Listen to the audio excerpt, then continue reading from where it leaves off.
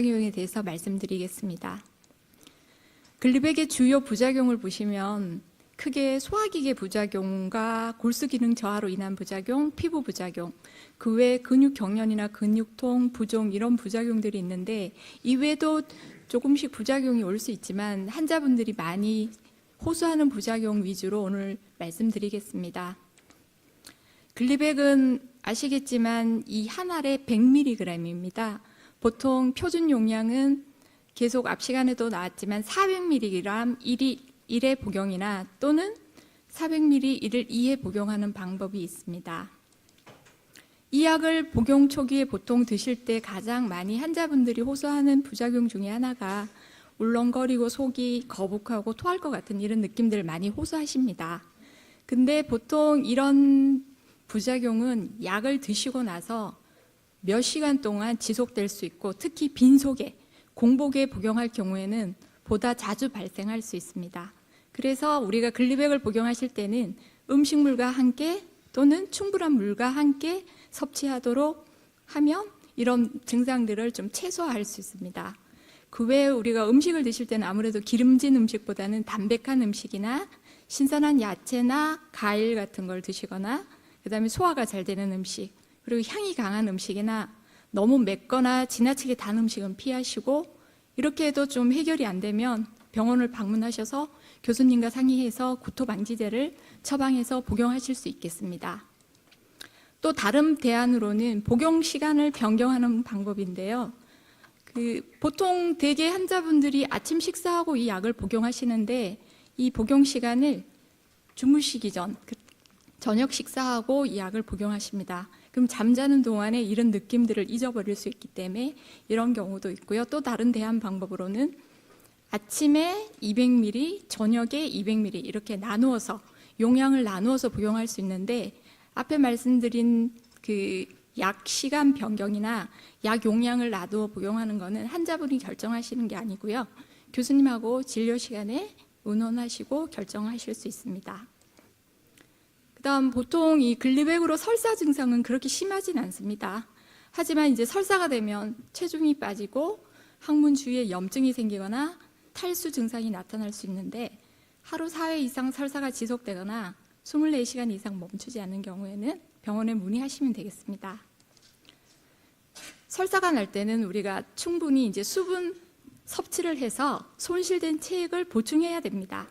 그리고 기름기가 많거나 지방이 많은 음식, 섬유소가 많은 음식, 우유나 유제품 이런 음식들은 피해야 합니다. 근데 평소에 우유나 유제품을 못 드시는 게 아니라 설사가 날 때 피하시라는 얘기고요. 그 다음에 설사가 날 때는 미음같이 소화가 잘 되고 부드러운 음식을 섭취하시고 경우에 따라서는 설사 멈추는 약을 복용하실 수 있습니다. 그리고 설사를 자주 하게 되면 아무래도 항문에 상처가 나기 때문에 잘 씻고 잘 건조해서 염증이 생기지 않도록 주의하시는 게 중요하겠습니다. 그 다음 부작용으로 피부 발진이 있는데요. 이 사진에처럼 보통 치료하고 첫 주 동안에 이런 증상이 나타나지만 치료 기간 어느 때에도 나타날 수 있습니다.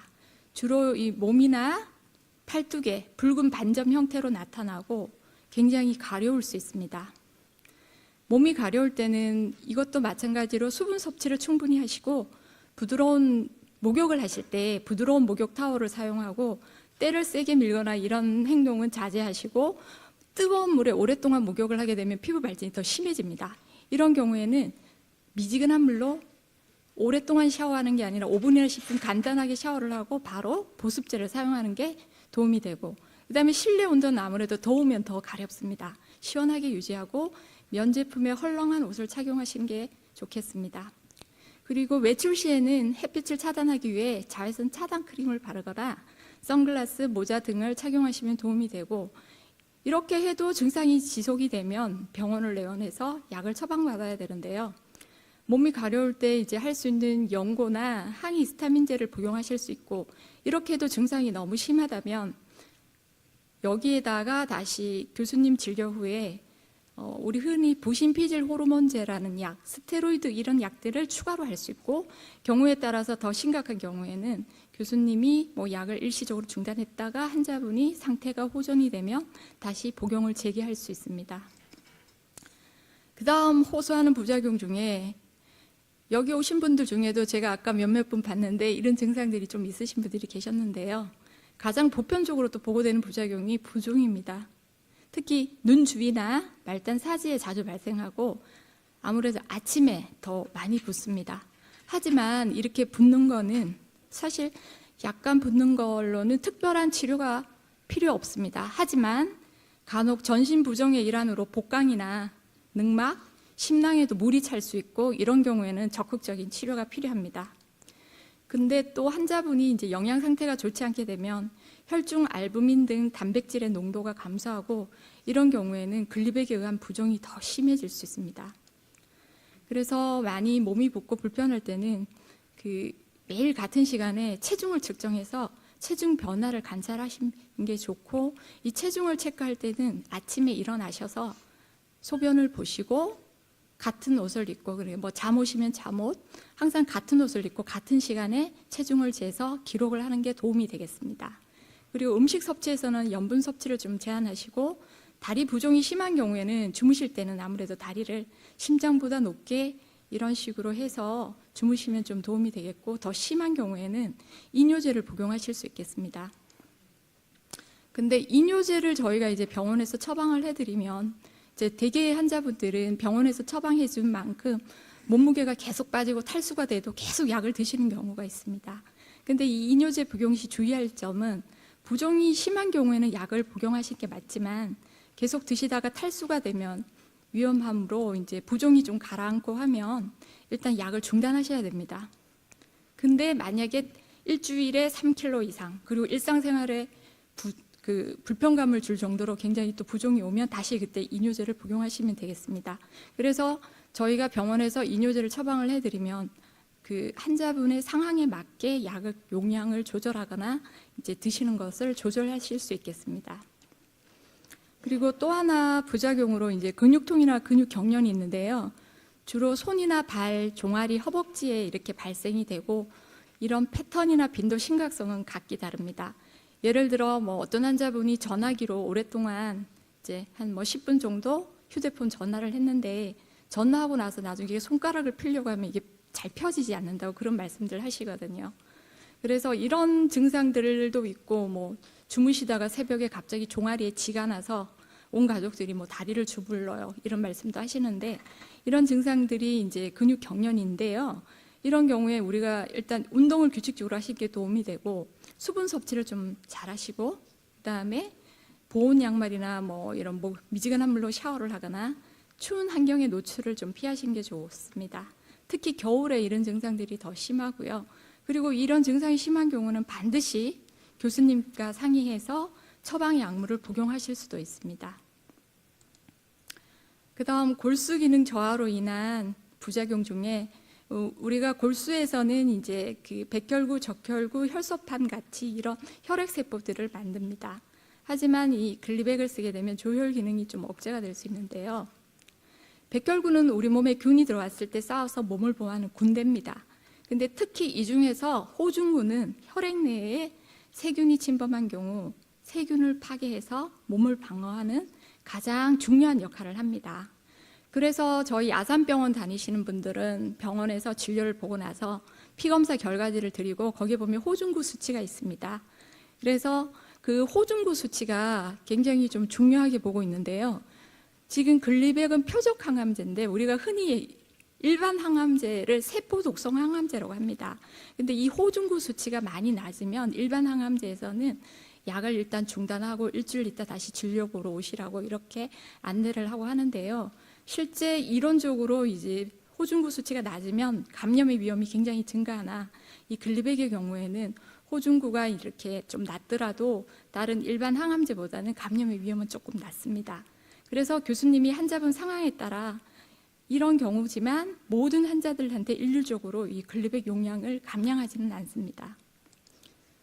이렇게 면역력이 떨어질 때는 일단 청결이 굉장히 중요하고 감염 예방의 1번은 손을 잘 씻는 것입니다.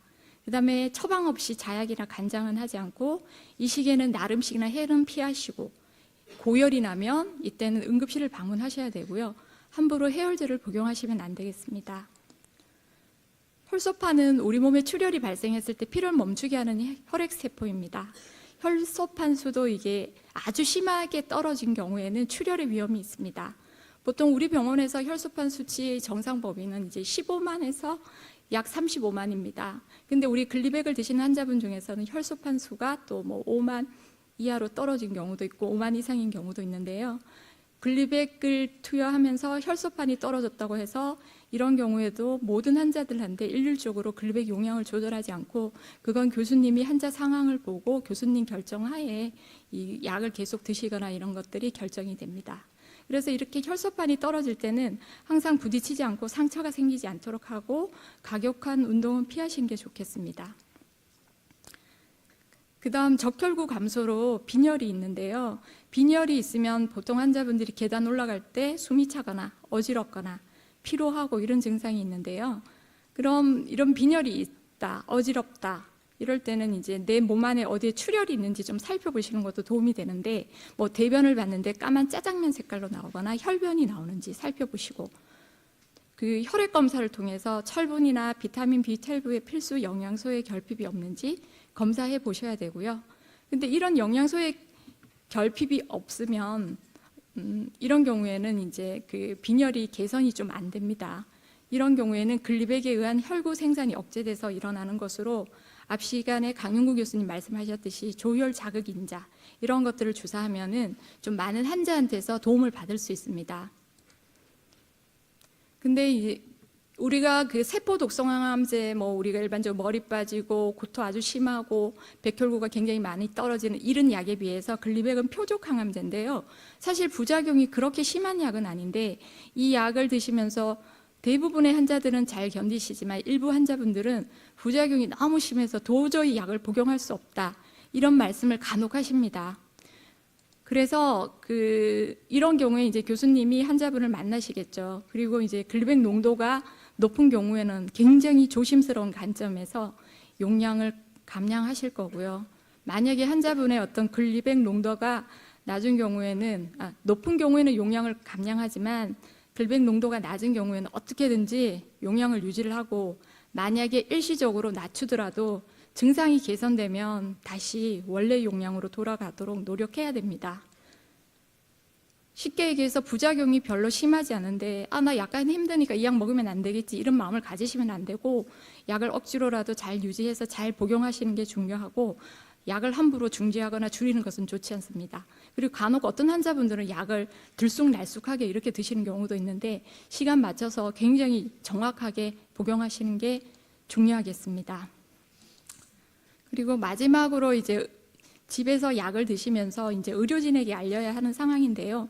구토 증상이 심하거나 구내염이 심하거나 설사가 계속되거나 피부 발진이 심하거나 감염 증상, 그 다음에 지혈이 잘 안 되는 많은 출혈이 있는 경우, 그리고 약을 제대로 복용하지 않은 경우에는 반드시 병원에 문의 전화를 하셔서 상담을 받는 게 도움이 됩니다. 경청해 주셔서 감사합니다.